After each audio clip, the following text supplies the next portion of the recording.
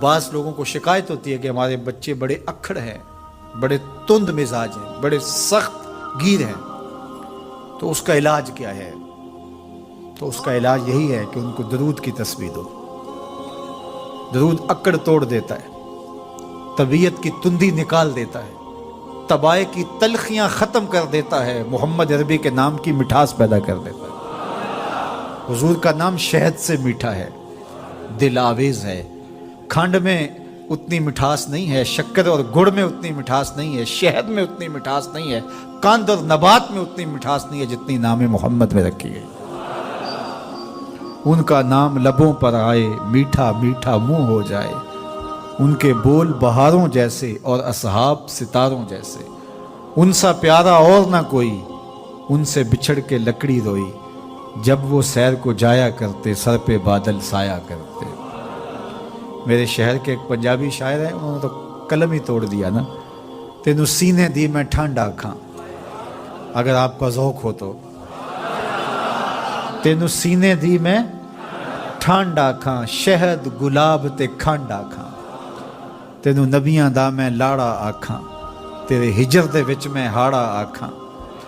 تو ان کا نام ہی میٹھا ہے، دل آویز ہے، تو درود غصہ ختم کرتا ہے، طبیعت کی تلخی اور تندی مٹا دیتا ہے، اکھڑ پن ختم کرتا ہے۔ تو آپ اگر چاہیں کہ اولاد اکھڑ ہے تو ان کو کسی طرح درود پہ لے آئیں، درود کی تسبیح ان کے ہاتھ میں دے دیں، تو ان کی طبع میں نفاست بھی آئے گی، ان کی طبع میں لطافت بھی آئے گی، ان کی طبع میں رقت بھی آئے گی، ان کی طبع میں محبت بھی آئے گی، ان کی طبع کے اندر جو ہے وہ لیاقت بھی پیدا ہوگی۔ درود پڑھنے والا بچہ ذہنی استعداد میں درود نہ پڑھنے والے بچے سے بہتر ہوتا ہے۔ یہ بھی آپ تجربہ کر کے دیکھ لیں، دو بچے برابر ذہنی استعداد رکھتے ہوں اور ان میں سے ایک بچہ درود پڑھتا ہو اور ایک درود نہ پڑھتا ہو، تو درود پڑھنے والا بچہ آگے ہوگا۔ یہ درود کی برکتیں ہیں، یہ درود کی رحمتیں ہیں۔ تو درود کثرت سے پڑھنا اپنی اولاد کو سکھائیں گے۔ ہفتہ روزہ آپ محافل کا گھر میں انعقاد کر لیجئے اور اس میں صرف درود شریف پڑھ لیجئے، تو انشاءاللہ اس سے آپ دیکھیں گے کہ اولاد کو اس کا فرق پڑتا ہے۔ یہ تربیت کا ایک آسان نسخہ ہے، اور یہ وہ وظیفہ ہے جس سے تھکن نہیں ہوتی، یہ وہ وظیفہ ہے جس سے طبیعت میں تلخی نہیں آتی۔ کہتے ہیں وظیفہ میں نے پڑھا ہے تو وظیفہ پڑھتے پڑھتے میری طبیعت میں یہ ہو گیا ہے، وہ بعض کہتے ہیں وظیفہ الٹ پڑ گیا ہے۔ بڑے وظیفے الٹ پڑھ سکتے ہیں لیکن درود الٹ نہیں پڑھتا، درود ہے ہی سیدھا، یہ الٹوں کو بھی سیدھا کر دیتا ہے۔ تو درود پڑھیں، اور یہ منہ بھی میٹھا رکھے گا، یہ دل بھی ٹھنڈا رکھے گا، یہ دنیا بھی ٹھنڈی رکھے گا اور آخرت بھی ٹھنڈی کر دے گا۔ درود چراغ بھی ہے، درود کستوری بھی ہے، خوشبو بھی ہے، مہک بھی ہے، شہد بھی ہے، گلاب بھی ہے، کھنڈ بھی ہے، اور سینے کی ٹھنڈ بھی ہے۔ تو درود اپنی طبع کے اندر اچھی طرح سے راسخ کر دیں اور اپنی اولادوں کی طبع میں اس کو راسخ کریں۔ اس سے آپ عملاً دیکھیں گے، میرے اور آپ کے آقا و مولا نے ارشاد فرمایا قیامت کے دن میرے سب سے قریب وہ ہوگا جو کثرت سے میرے اوپر درود پڑھنے والا ہوگا۔ تو یہ حضور کی قربت کا ضامن ہے درود، تو اس لیے اپنی اولاد کو حضور علیہ السلام پر درود پڑھنے کی ترغیب دو۔ بچپن میں ہی اپنے گھر کے اندر مجالس درود قائم کرو، روزانہ کی بنیاد پہ ہو تو بہت اچھا، نہیں تو ہر 8 دن کے بعد ایک دن ضرور متعین کر لیا جائے۔